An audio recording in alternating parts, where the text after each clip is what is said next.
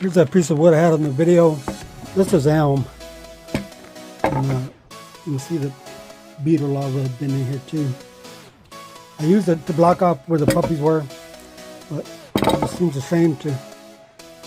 I can use it as a cutting board. It's not huge. I think it's probably maybe 12, 14 by 8. 8 or 9 by 12.